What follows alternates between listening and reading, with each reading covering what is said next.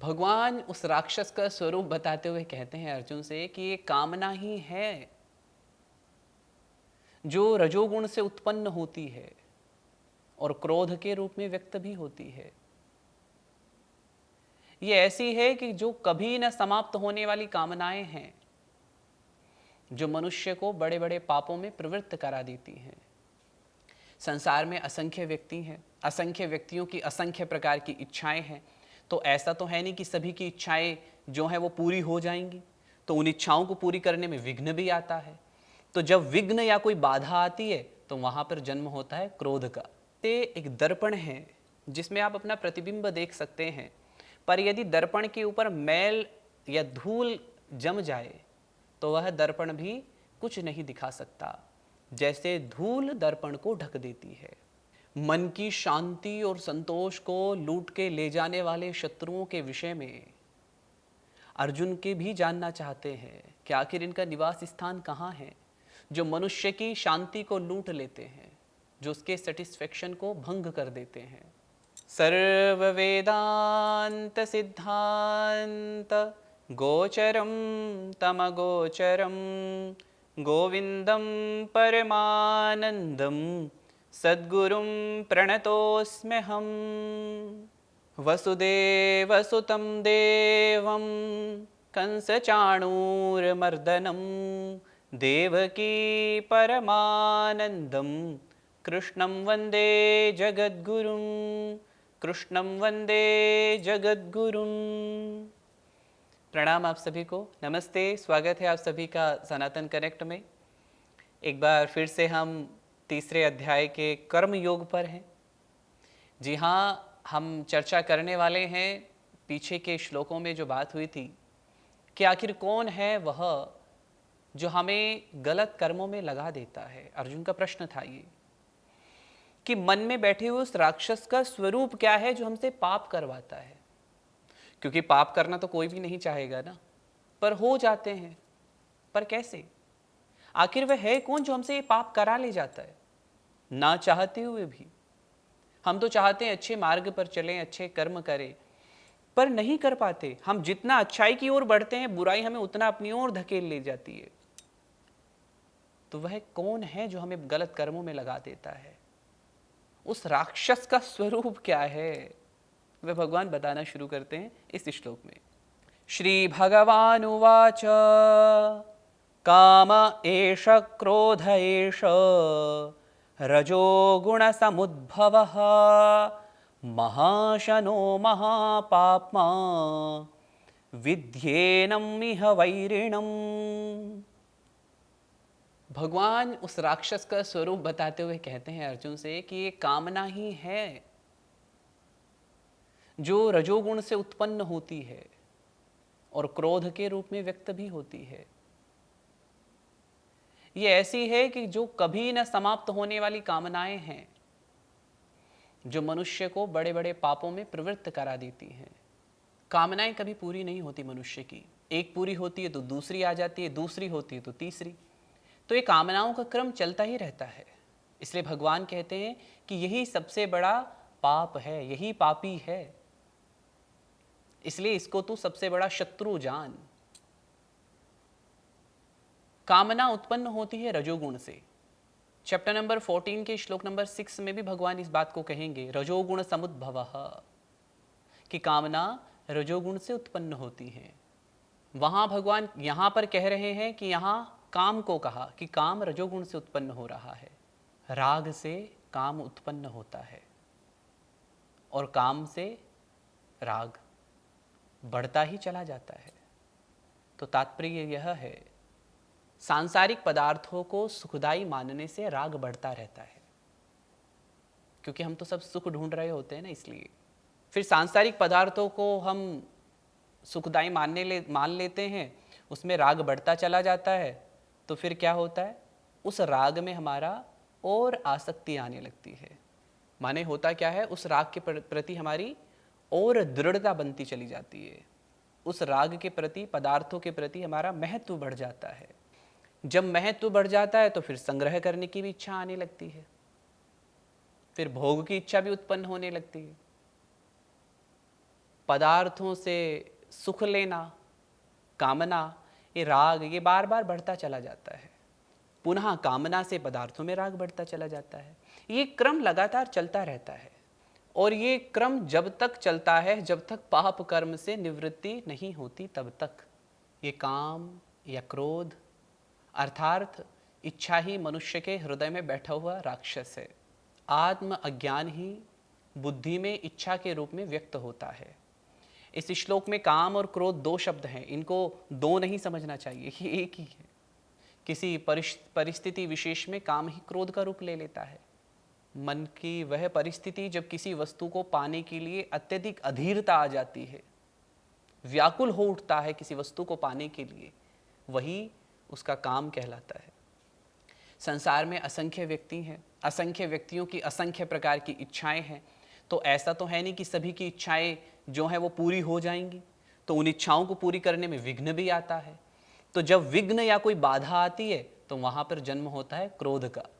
इसलिए काम और क्रोध वह राक्षस हैं जो हमें परिस्थितियों के साथ समझौता करने के लिए विवश कर देते हैं, हमारे अपने आदर्शों को भुला करके हमें पापाचरण में डाल देते हैं।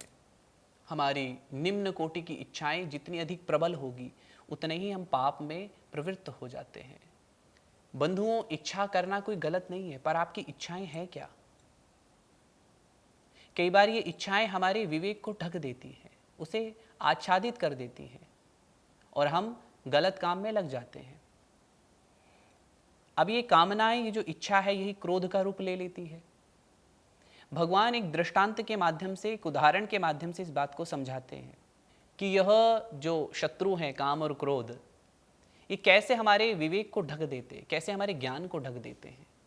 उसे अगले श्लोक में कहते हैं, धूमेनाव्रियते वह्निर् यथादर्शो मलेन च यथोल्बेनावृतो गर्भस्तथा तेनेदमावृतम्।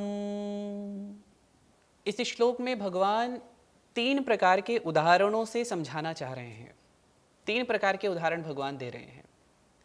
हम सब जानते हैं राजसिक, तामसिक, सात्विक, ये सबके अंदर तीन गुण हैं। तो ऐसे ही तीन उदाहरण भगवान यहाँ पर दे रहे हैं। अब ये तीन उदाहरण क्या है कि जैसे अग्नि को धुआं ढक देता है, जैसे धुएं से अग्नि ढक जाती है। और पहला उदाहरण तो ये है कि धुएं से अग्नि ढक जाती है। आपने देखा होगा चमकती हुई अग्नि है पर उसमें धुआं आ जाए, और धुआं कई बार इतना हो जाता है कि वो ज्वाला भी दिखने नहीं लगती, अदृश्य हो जाती है, धुआं ही धुआं दिखाई देता है। एक उदाहरण तो ये है। दूसरा भगवान ने क्या लिया? दूसरा उदाहरण भगवान ने लिया है कि जैसे एक दर्पण है जिसमें आप अपना प्रतिबिंब देख सकते हैं, पर यदि दर्पण के ऊपर मैल या धूल जम जाए तो वह दर्पण भी कुछ नहीं दिखा सकता, जैसे धूल दर्पण को ढक देती है। तीसरा उदाहरण भगवान ने लिया कि जैसे गर्भ, उसके अंदर भ्रूण होता है तो गर्भाशय से भ्रूण ढका रहता है। अब ये तीन उदाहरण भगवान ने यहाँ पर लिए। अब हम एक एक उदाहरण पे यदि चर्चा करें तो पहले वाला जिसमें भगवान ने कहा कि जैसे चमकती हुई अग्नि की ज्वाला को धुआं ढक देता है, वैसे ही यह आत्मा प्रकाश स्वरूप है। सात्विक इच्छाएं भी कई बार हमारे इस आत्मा के प्रकाश को ढक देती हैं कि हम वहां तक पहुंच ही नहीं पाते। तो ये सात्विक इच्छाएं भी कई बार मनुष्य को आत्म स्वरूप से अलग रखती हैं। दूसरे उदाहरण जिसमें भगवान ने कहा कि जैसे धूली दर्पण को ढक देती है, तो ये राजसिक इच्छाएं, रजोगुण से उत्पन्न हुई इच्छाएं बिल्कुल ऐसे हैं जैसे दर्पण पर धूल। बंधु, हम सब जानते हैं एक बार सात्विक इच्छाएं हैं उनको हटाना थोड़ा सरल हो जाता है। जैसे अग्नि है, तो अग्नि में यदि चारों ओर धुआं हो गया है तो कई बार हवा का एक झोंका आता है और वो उस धुएं को हटा करके ले जाता है। इसको हटाना सरल है, बल्कि कितना तेज तूफान आ जाए पर दर्पण पे जमी हुई धूल को वो हटा नहीं सकता, अपितु और अधिक धूल जमा सकता है। इसको हटाना थोड़ा सा कठिन है। माने आपको एक साफ कपड़ा लेना होगा, उसको तब जाकर के पोंछना होगा, तब वो मोटी लेयर जो जमी हुई दर्पण के ऊपर उसको हटाया जा सकता है। ये राजसिक इच्छाएं हैं। फिर तीसरा उदाहरण भगवान ने लिया गर्भाशय का, कि भ्रूण उस गर्भाशय के अंदर होता है। गर्भाशय के अंदर जो भ्रूण है, जो शिशु है, वह ढका रहता है तब तक जब तक कि उसका जन्म नहीं होता। उसको देखना असंभव सा ही है जब तक उसका जन्म नहीं होगा। इसलिए तामसिक इच्छाएं दीर्घ काल तक उनके लिए प्रयास करना पड़ता है, तब जाकर के हटती हैं। जैसे यहाँ पर जब शिशु उत्पन्न होगा तो 9 महीने तक प्रतीक्षा करनी होती है। यहाँ पर तामसिक इच्छाओं के बारे में कहा गया कि तामस वृत्तियाँ इतनी अधिक प्रभावी होती हैं, उनको हटाने के लिए मनुष्य को बहुत प्रयास करना पड़ेगा, एक निश्चित काल तक के लिए प्रयास करना होगा, तब जाकर के वह इन इच्छाओं, तामसिक इच्छाओं से ऊपर उठ सकता है। इस प्रकार इन भिन्न भिन्न प्रकार की इच्छाओं से यह ज्ञान ढका रहता है। हर जगह हम देख रहे हैं कि विभिन्न प्रकार की इच्छाओं से हमारा जो ज्ञान का आवरण है वह ढक दिया गया है। इससे आगे और भगवान बताते हैं अगले श्लोक में।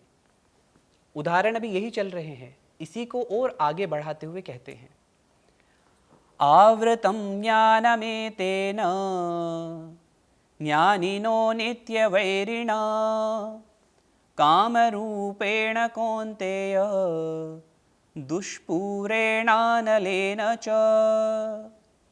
भगवान कहते हैं, हे कौन्तेय, हे कुंती पुत्र अर्जुन।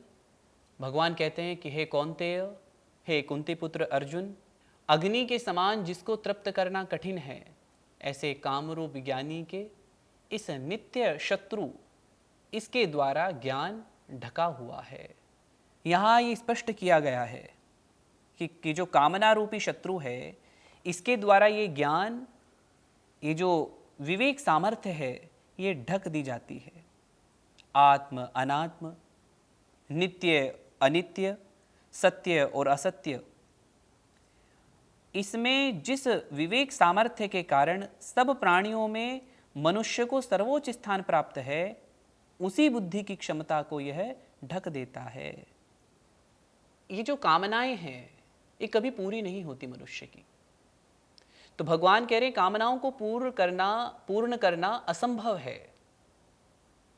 अब भगवान इस काम के निवास के स्थान बताते हैं। शत्रु का यदि बारे में पता हो तो उस पर विजय प्राप्त करना सरल हो जाता है। तो उस शत्रु के विषय में भगवान कहते हैं कि वह रहता कहाँ है, उसका निवास स्थान क्या है। तो उस बारे में अगले श्लोक में कहते हैं, इंद्रियाणि मनोबुद्धिर अस्याधिष्ठानमुच्यते एतैर्विमोहयत्येष ज्ञानमावृत्य देहिनम्। अब इस कामना के निवास स्थान क्या है? तो भगवान कहते हैं इंद्रिय, मन और बुद्धि, ये 3 स्थान हैं इन कामनाओं के, जहां पर ये निवास करती हैं, और इनके द्वारा ही यह काम मनुष्य के ज्ञान को ढक देता है और देहाभिमानी पुरुष इसमें मोहित होकर के रह जाते हैं। मन की शांति और संतोष को लूट के ले जाने वाले शत्रुओं के विषय में अर्जुन के भी जानना चाहते हैं कि आखिर इनका निवास स्थान कहाँ है, जो मनुष्य की शांति को लूट लेते हैं, जो उसके सेटिस्फेक्शन को भंग कर देते हैं। भगवान को ये बताना अत्यंत आवश्यक था कि आखिर यह काम कहाँ पर रहता है, कि जो ये योजनाएं बनाता है और मनुष्य को लूट लेता है। कामना का जो स्थान है वह है मन और बुद्धि और उसकी इंद्रियां। बिना किसी नियंत्रण और संयम के इंद्रियां यदि विषयों में संचार करती हैं तो वे इच्छा के निवास के लिए सबसे पहला स्थान है।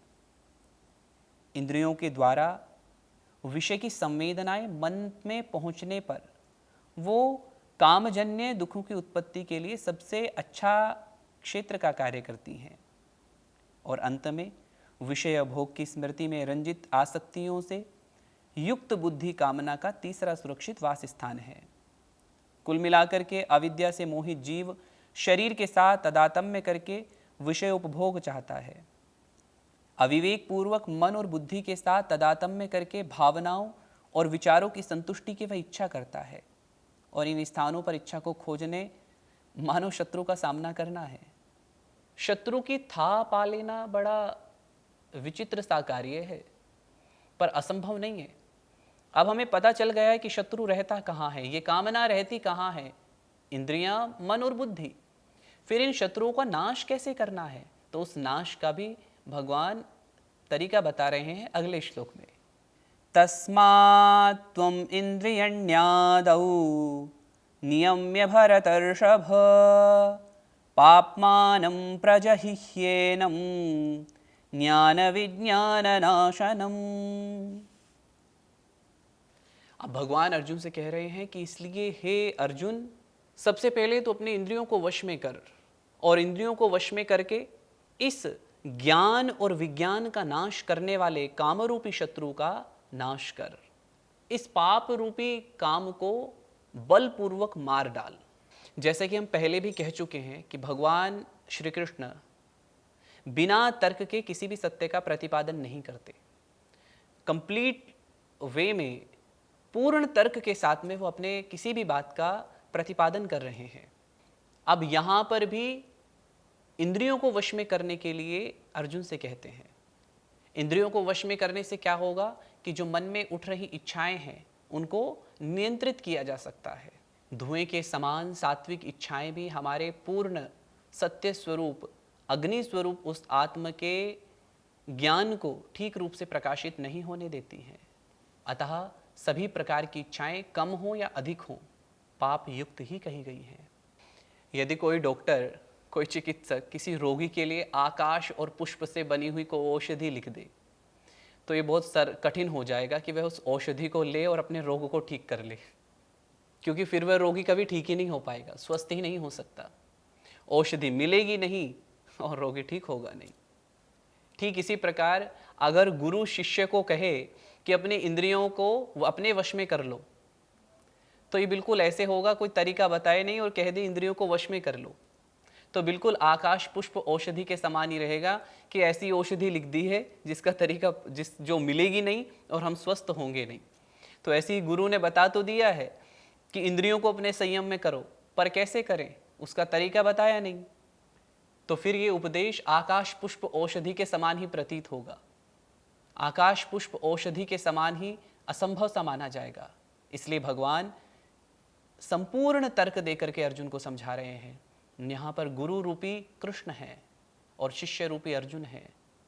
जहाँ पर भगवान ने यदि जो विषय बताया है कि इच्छाओं को सबसे पहले अपने वश में करो, इन इच्छाओं पर अपना कंट्रोल करो, पर ये इच्छाएं कंट्रोल में कैसे करनी है तो उसका साधन भी बता रहे हैं। ऐसा नहीं है कि औषधि बता दी तो मिलेगी नहीं, मिल भी रही है, वो उसका तरीका भी बता रहे हैं। अगले श्लोक में भगवान अर्जुन को कहते हैं, इंद्रियाणि पराण्याहुः इंद्रियेभ्य परमं मनः मनसस्तु परा बुद्धिर् यो बुद्धेः परतस्तु सः। शरीर के परे माने शरीर से श्रेष्ठ इंद्रियां हैं, और इंद्रियों से परे मन है, और मन से परे बुद्धि है, और जो बुद्धि से भी परे है वह है आत्मा। एक बहुत ही वैज्ञानिक पक्ष से भगवान यहाँ पर एक विषय का प्रतिपादन कर रहे हैं अर्जुन के समक्ष कि कैसे इन इच्छाओं को दूर किया जा सकता है। तो भगवान कहते हैं कि सबसे पहले तो मनुष्य का शरीर है, शरीर श्रेष्ठ है, पर इस शरीर से भी परे हैं, जो श्रेष्ठ है वह है इंद्रियां। इन इंद्रियों से भी जो परे है वो है मन, और जो मन से भी परे है वह बुद्धि, और जो बुद्धि से भी परे है वही है आत्मा। एक प्रकार से भगवान ने उस शत्रु का खोज करके उसको समाप्त करने की पूरी विधि बता दी है। हम यहाँ पर दूसरे श्लोक को भी ले लेते हैं ताकि दोनों के साथ उसके अर्थ को समझा जा सके। एवं बुद्धेः परं बुद्ध्वा संस्तभ्यात्मनमात्मना जहि शत्रुं महाबाहो कामरूपं दुरासदम्। भगवान ने इन दोनों श्लोकों में जो बात कही है, एक प्रकार से ध्यान विधि का विस्तृत वर्णन किया है। ध्यान कैसे करें, तो ध्यान शरीर से होता है। जब बैठते हैं हम ध्यान के लिए तो शरीर से परे जाना है तो इंद्रियों को वश में करना होगा, फिर इंद्रियों से परे जाना है तो मन को वश में करना होगा, मन से परे फिर बुद्धि है और बुद्धि से परे आत्मा है। इसलिए भगवान अर्जुन से कह रहे हैं कि तुम इस बुद्धि से परे जो आत्मा है उसको जानो। और भगवान कह रहे हैं कि हे अर्जुन, जो बलवान आत्मा है, जो बुद्धि से परे है, अत्यंत सूक्ष्म है, श्रेष्ठ है, उस आत्मा को जान करके बुद्धि के द्वारा अपने मन को वश में करो और फिर इस काम रूपी शत्रु को, जिस पे विजय नहीं प्राप्त की जा सकती, उसको मार डालो। इस श्लोक के साथ न केवल ये अध्याय समाप्त होता है, किंतु अर्जुन द्वारा मांगी गई निश्चित सलाह भी इसमें दी गई है। आत्म अनुभव रूपी ज्ञान के द्वारा ही हम आत्म अज्ञान को नष्ट कर सकते हैं। अज्ञान का ही परिणाम है इच्छा, जिसके निवास स्थान है इंद्रियां, मन और बुद्धि। ध्यान के अभ्यास से जब हम अपना ध्यान बाहरी विषय शरीर, मन और बुद्धि से विलग करके अपने स्वरूप में स्थिर करते हैं, तब इच्छा की जननी बुद्धि ही समाप्त हो जाती है। शरीर, मन इत्यादि उपाधियों के साथ जब तक हमारा तादात्म्य बना रहता है, तब तक हम अपने शुद्ध दिव्य स्वरूप को पहचान ही नहीं पाते। इतना ही नहीं, अपितु सदैव दुखी, बद्ध, परिचिन्न अहंकार को अपना स्वरूप समझ लेते हैं। अपने स्वरूप का वैभव का साक्षात अनुभव कर लेने पर हम अपने मन को पूर्णतया वश में रख सकेंगे। गौतम बुद्ध के समान ज्ञानी पुरुष का मन किसी भी प्रकार उसके अंतःकरण में क्षोभ उत्पन्न नहीं कर सकता, क्योंकि वह मन ज्ञानी पुरुष के पूर्ण नियंत्रण में रहता है।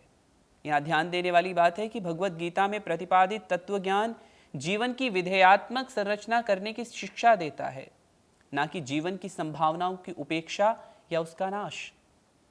कामना एक पीड़ादायक घाव है, जिसको ठीक करने के लिए ज्ञान रूपी लेप का उपचार यहाँ बताया गया है। इस प्रकार ज्ञान के उपयोग से सभी अंतर्बाह्य परिस्थितियों के स्वामी बनकर हम रह सकते हैं। जो इस लक्ष्य को प्राप्त कर लेगा, वही साधक ईश्वरीय पुरुष या ऋषि होकर के इस संसार में विचरण करता रहता है। इस प्रकार भगवान ने अर्जुन को इन 2 श्लोकों में पूरा एक सार कह दिया, कैसे इस शत्रु पर विजय प्राप्त की जा सकती है। ओम तत्सदिति श्रीमद्भगवद्गीतासूपनिषत्सु ब्रह्म विद्यायां योगशास्त्रे श्रीकृष्णार्जुन संवादे कर्मयोगो नाम तृतीयोऽध्यायः। हरिः ओम तत्सत्। इस प्रकार हरिः ओम तत्सत् इन भगवान नामों के साथ भगवान श्री कृष्ण और अर्जुन के बीच चल रहे यह संवाद, जो कि उपनिषद रूपी है, भगवत गीता उपनिषद स्वरूप है, ब्रह्म विद्या है। उसी ब्रह्म विद्या में ये 3रा अध्याय कर्मयोग, जिसका नाम है, यहीं पर पूर्ण होता है। आज हम ये 3रा अध्याय पूर्ण कर चुके हैं। बंधुओं, भगवत गीता के इस अध्याय में कर्म के सिद्धांत को समझाया गया है। तो इस प्रकार से यदि कर्म को लेकर के आपको भी कोई संशय है, तो आप अपना प्रश्न भी लिख सकते हैं कमेंट बॉक्स में। हम निश्चित रूप से अगला अध्याय आरंभ करने से पहले आपके लिखे गए प्रश्नों के उत्तर देने का प्रयास करेंगे। इस प्रकार ये अध्याय हमारा यहीं पे पूर्ण होता है। आप सभी को प्रणाम, नमस्ते। सनातन कनेक्ट से जुड़े रहने के लिए आप सभी का बहुत बहुत धन्यवाद। और मुझे लगता है मैं आप सभी से ऐसा अपेक्षा रख सकता हूँ कि मोह के अंधकार में पड़े हुए अन्य जनों को भी आप इससे बाहर निकालने में सहायक सिद्ध होंगे। तो जैसे हमारे जीवन में परिवर्तन आते हैं, हम चाहते हैं हमारे जितने भी प्रेमी जन हैं, हमारे साथी हैं, मित्र हैं, भाई हैं, बंधु हैं, वो सब भी मानसिक तनावों से बाहर आए। तो इसको शेयर करना मत भूलिएगा, क्योंकि कर्मयोग के सिद्धांत, कर्मयोग का विषय बहुत गंभीर है। तो अन्य जनों तक भी इसको पहुंचाए, यह भी हमारा एक परम कर्तव्य हो सकता है। तब तक के लिए प्रणाम। जय श्री कृष्ण। मिलते हैं 4थे अध्याय के साथ, चैप्टर नंबर 4 भगवद गीता। नमस्ते।